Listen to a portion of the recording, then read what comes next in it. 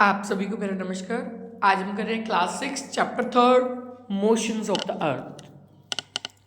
The sun rises in the east in the morning and sets in the west in the evening. दो सूरज जो हमें पता है जनरल बात कि सन जो है ईस्ट में राइज करता है मॉर्निंग में और वेस्ट में सेट यानी जो सूरज है वो शाम के समय डूब जाता है किस साइड, वेस्ट के साइड। हमें ऐसा लगता है कि जो सन है ना वो हमारी धरती के चारों तरफ ट्रैवल कर रहा है, पर ऐसा नहीं है। If it is the earth rotate on its axis, धरती घूम रही है, सूरज नहीं घूम रहा। धरती अपनी एक्सिस पर भी घूम रही है, यानी धरती जैसे ये है तो ये अपने एक्सिस पर ही यहीं पर भी चक्कर लगा रही है, उसके अलावा सन के चारों तरफ भी चक्कर लगा रही है।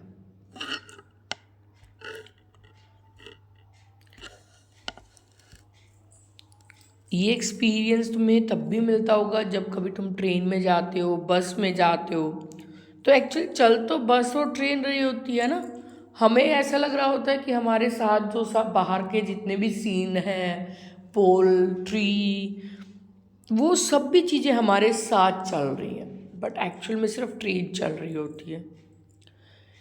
ये बहुत टाइम से एक जो एस्ट्रोनॉमर्स हैं तो उनके लिए एक मिथ थी, एक पजल था जिसको सुलझाया गैलीलियो और कॉपरनिकस ने कि सन मूव नहीं कर रहा, अर्थ मूव कर रही है अपने एक्सिस पर भी और सन के चारों तरफ भी।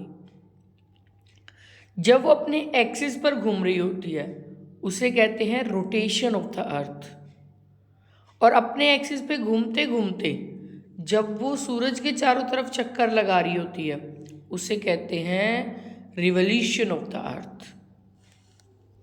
तो सबसे पहले हम बात करेंगे रोटेशन की। एक ग्लोब आप अपने सामने रखो, ग्लोब आपको कुछ इसी तरह से दिखता है।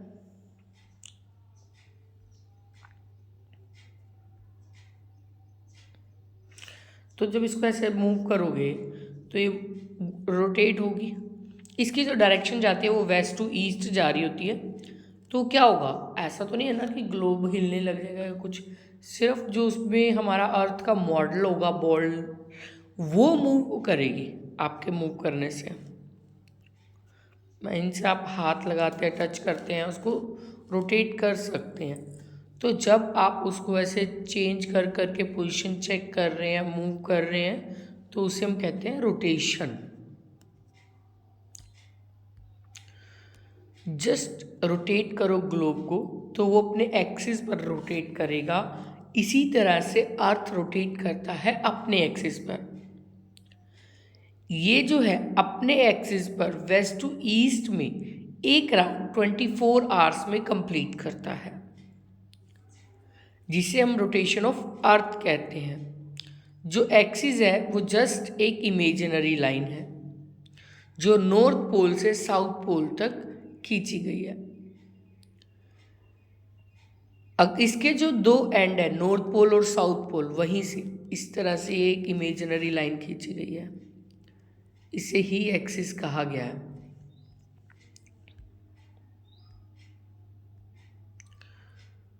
ये एक्सिस जो है वो एक एंगल बनाता है, वो एंगल होता है यहाँ पर 66.5 डिग्री, 66.5 और 66.5 डिग्री। इसी तरह से ग्लोब भी अगर आप देखो तो जो ग्लोब पर पिन लगे होते हैं वो एक्चुअल बिल्कुल सेंटर में नहीं होते, साइड से जा रहे होते हैं। तो उसका एक्सिस जो है वो एक एंगल बना रहा होता है 66.5 डिग्री का।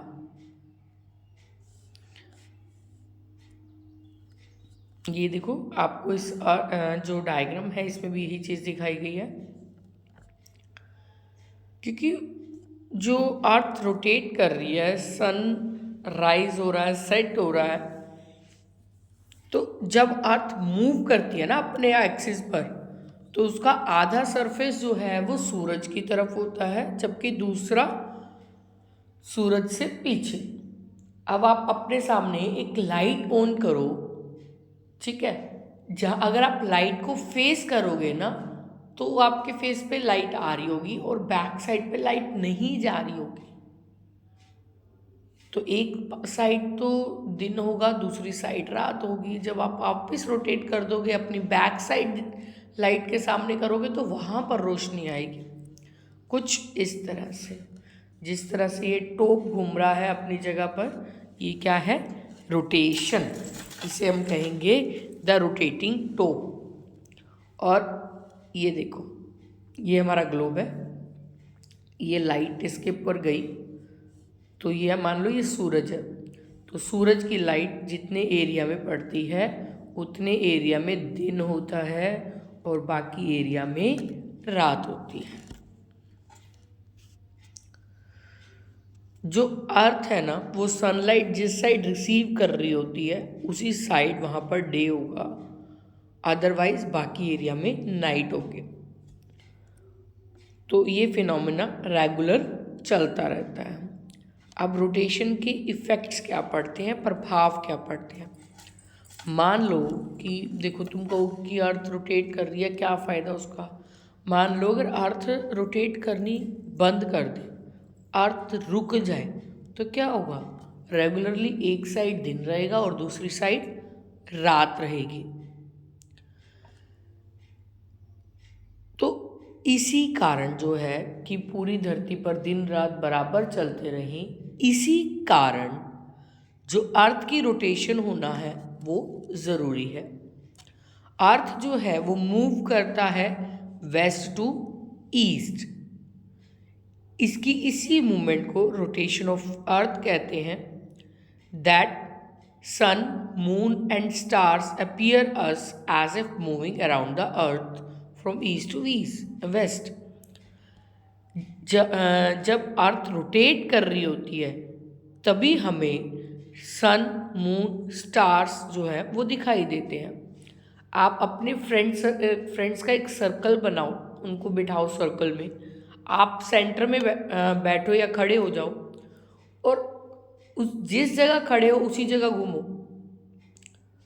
तो आप देखोगे कि जैसे जैसे आप घूमोगे आपके फ्रेंड्स के फेसेस चेंज हो रहे हैं। यानी सामने राम है, फिर उसके बाद श्याम, फिर आप रोटेट किए गोपाल आ गया, फिर पीछे अलग जो भी नाम से आपके फ्रेंड्स हैं।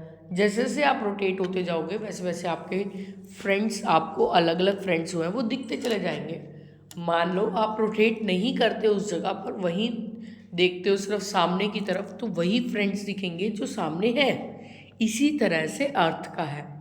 अर्थ जैसे ही एक पोजीशन पर रोटेट होती है तो हमें सन, मून, स्टार्स जो है वो दिखाई देते चले जाते हैं ईस्ट टू वेस्ट। सुबह और शाम के समय जो सूरज की किरणें होती हैं वो स्लैंट पड़ती हैं धरती पर। They fall on large area of the अर्थ, और बड़ा एरिया कवर करती है धरती का। इसी कारण इस समय हीट जो है वो कम होती है। बट दोपहर के समय नून टाइम में जो सन है वो लेस वर्टिकल होता है, उसकी जो हीट होती है वो स्मॉलर एरिया में पड़ रही होती है। इसीलिए सूरज की किरणें दोपहर के समय ज़्यादा हीट देती हैं। Remember, days and nights are of the same duration of the equator. These decrease और इंक्रीज इन नॉर्थवर्ड और साउथवर्ड। जो दिन रात होती हैं वो इक्वेटर के पास सेम ड्यूरेशन रहती है, दिन उतना ही रात। ये डिक्रीज होता चला जाता है नॉर्थ और साउथ की तरफ। सभी सी ब्रीजेस परमानेंटली जो हवाएं चल रही हैं वो पहले राइट या लेफ्ट हैंड से शुरू होती हैं।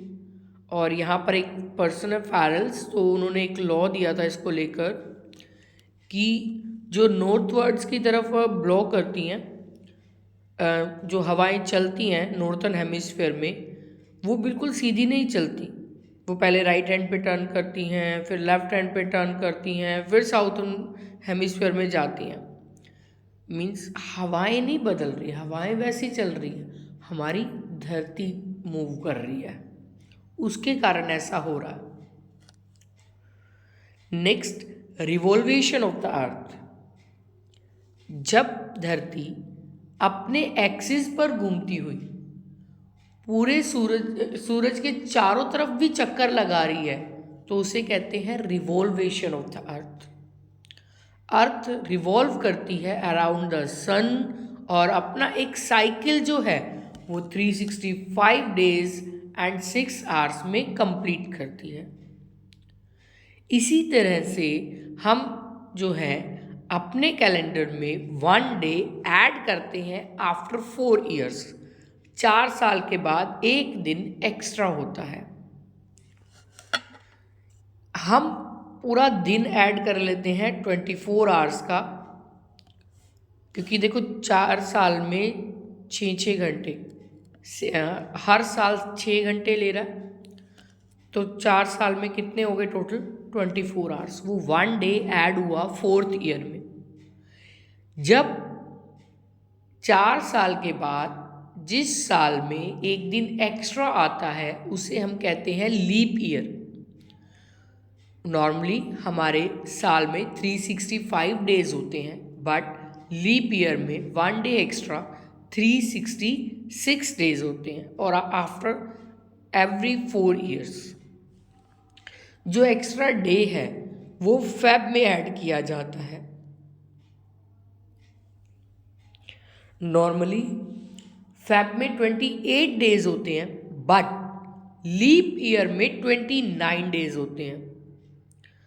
अब वो जो भी साल जैसे ये है, जो ईयर्स 4 से डिवाइड हो जाते हैं उन ईयर्स को लीप ईयर कहते हैं। लीप ईयर में 366 डेज होते हैं। नॉर्मली फेब में 28 डेज होते हैं, बट लीप ईयर में 29 डेज होते हैं।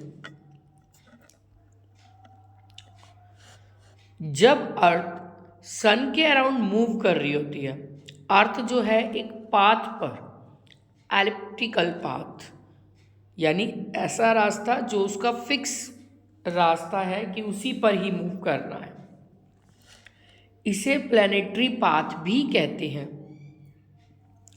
अर्थ रिवॉल्व करती है around the sun with the speed approximately 1,05,600 kilometre per hour. इस स्पीड से हमारी अर्थ रिवॉल्व करती चली जाती है। सन जो है वो सेंटर में होता है अर्थ के, और सन अर्थ से 15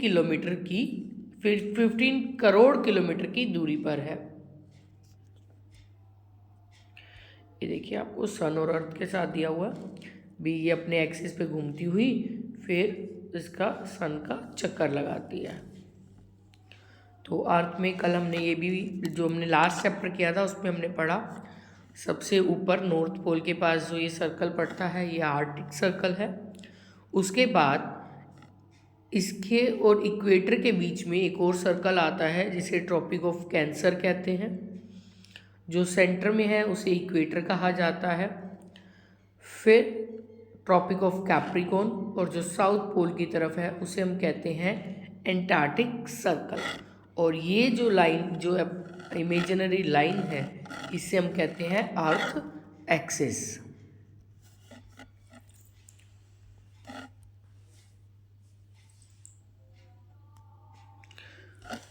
जब अर्थ का एक्सिस जो है उस टाइम नॉर्थन हेमिस्फीयर में नॉर्थ पोल पर सनलाइट कंटिन्यूसली 6 मंथ के लिए रिसीव होती है, और ये जो रिसीव होती है 22 मार्च टू 22 सितंबर तक होती है। नॉर्थ पोल रेगुलरली 6 महीने के लिए वहाँ पर दिन रहता है, जबकि उस समय साउथ पोल में लगातार 6 महीने रात रहती है। और उसके बाद 6 महीने जब साउथ पोल में दिन रहता है तो नॉर्थ पोल में रात रहती है। इस वे इसी तरह से जो पोल्स हैं इनके डेज और नाइट जो होते हैं वो 6 महीने के होते हैं। डेज एंड नाइट इक्वल होते हैं throughout the world on March 21 and September 23। 21 मार्च और 23 सितंबर, इन 2 दिन में हमारे दिन और रात 12-12 घंटे के होते हैं, इक्वल होते हैं दिन रात।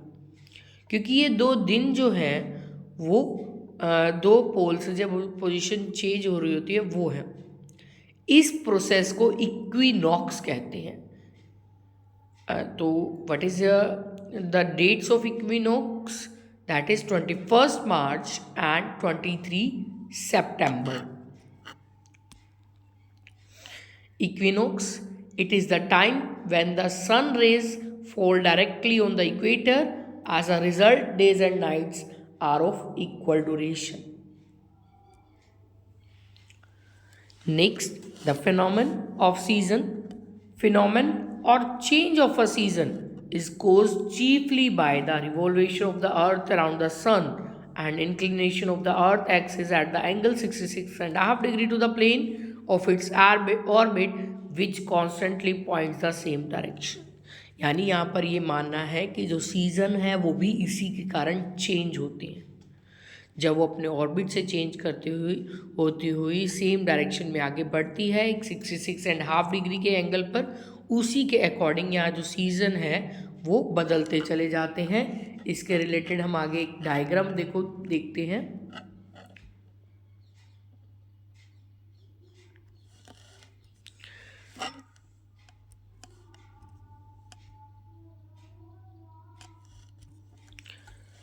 जब हमारे पास जो अर्थ है 22 दिसंबर ये रोटेट कर रही है और सूरज की किरणें जब इस साइड इसको आ रही है तो ये हमारा जो है इस एरिया में क्या रहेगी, विंटर रहेगी।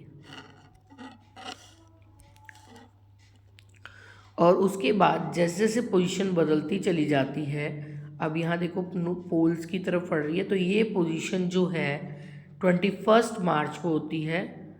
तो इस पोजीशन के समय हमारे यहाँ पर अर्थ पर स्प्रिंग या फिर ऑटम सीजन आता है।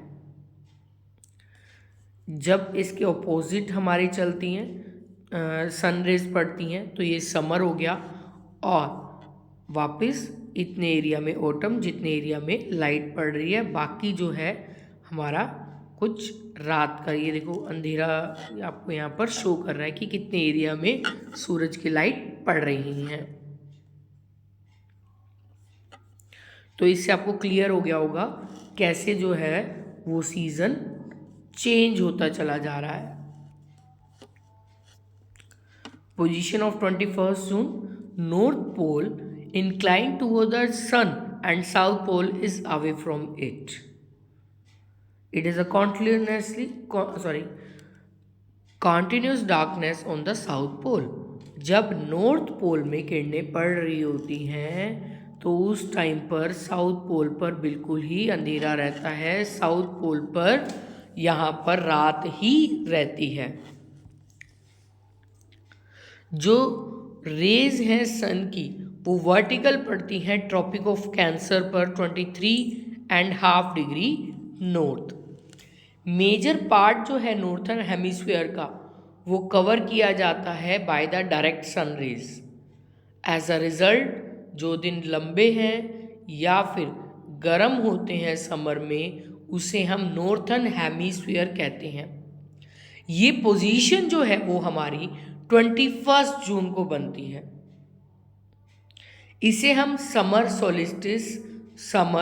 सोलिस्टिस भी कहते हैं। क्या कहते हैं? Summer solstice. नेक्स्ट वो थी हमारी 21 जून की पोजीशन।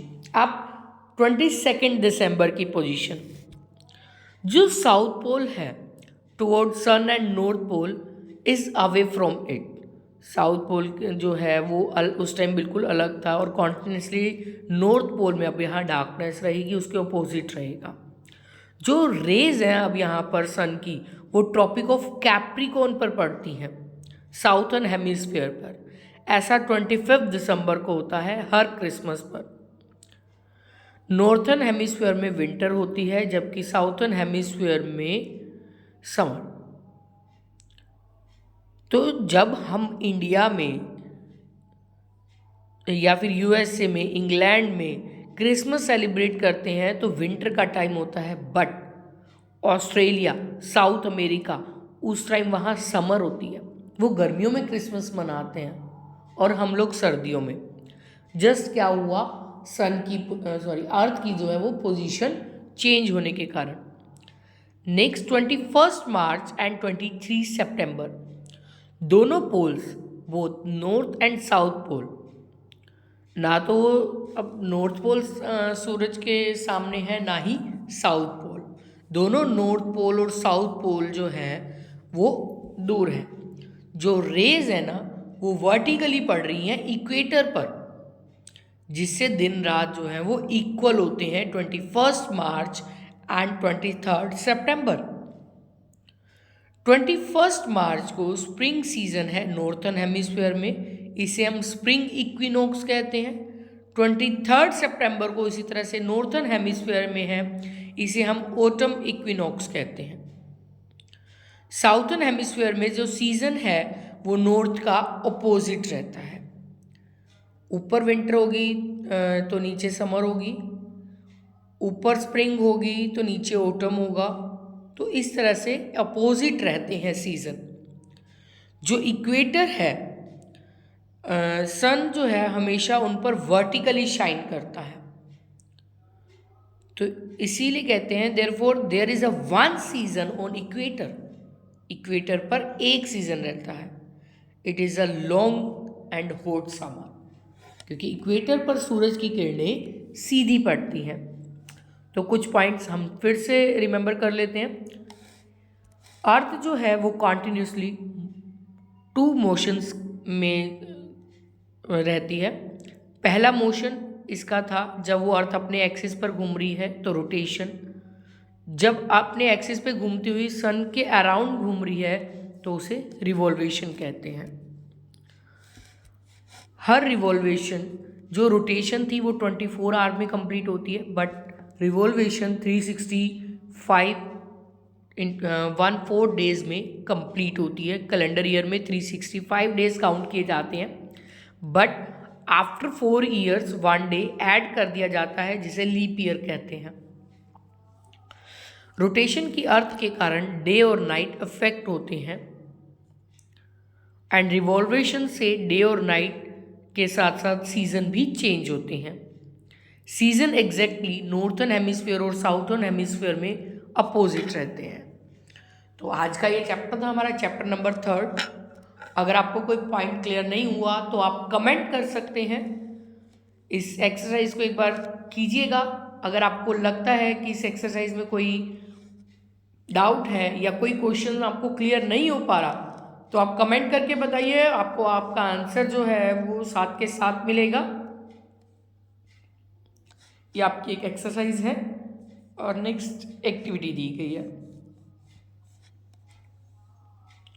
तो अगर आपको मेरी क्लासेस पसंद आ रही हैं, प्लीज़ लाइक, शेयर और सब्सक्राइब कीजिए, ताकि हम ज़्यादा से ज़्यादा जो वीडियोज़ है आप तक पहुंचा पाएँ और इजी से इजी लैंग्वेज में आपको समझा पाएँ।